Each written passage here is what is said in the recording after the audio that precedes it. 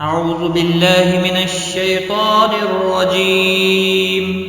بسم الله الرحمن الرحيم. لإيلاف قريش إيلافهم رحلة الشتاء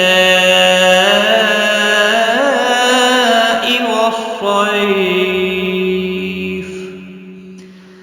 فليعبدوا رب هذا البيت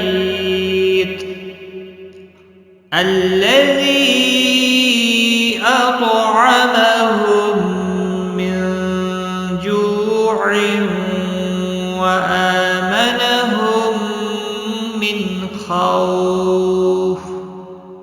صدق الله